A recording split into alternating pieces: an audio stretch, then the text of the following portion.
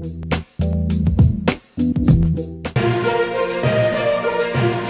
CM Jagan పట్టువదలని విక్రమార్కుడు అని మరోసారి నిరూపితమైంది. ఇది చాలా సందర్భాల్లో వెల్లడైంది. తండ్రి రాజశేఖర రెడ్డి అకాల మరణంతో కాంగ్రెస్ హైకమాండ్ పై తిరగబడ్డారు.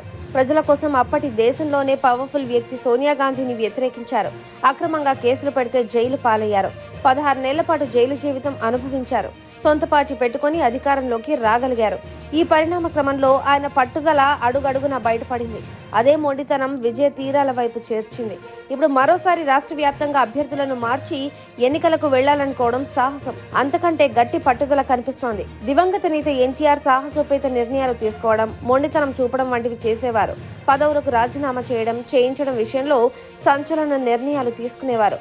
ఒకసారి ప్రభుత్వాన్ని రద్దు చేసి ఎన్నికలకు వెళ్లిన సాహసి ఎన్టీఆర్. అయితే అటు తర్వాత అంతటి సంచలన నిర్ణయాలు తీసుకునేది ఇప్పుడు జగన్ గా తెలుస్తోంది.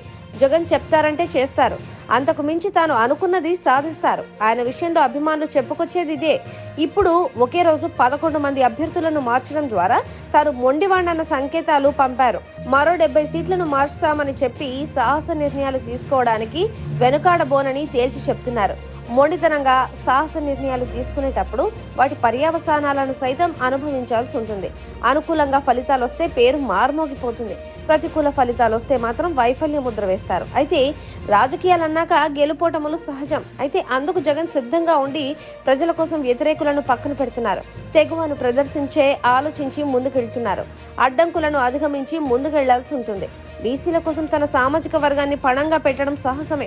అదే సమయంలో బీసీల అభిమానాన్ని చూరగొనడం కూడా ముఖ్యమే. అయితే బీసీ అంటే ఒక సామాజిక వర్గం కాదు, అది బహుళజనుల సమూహం.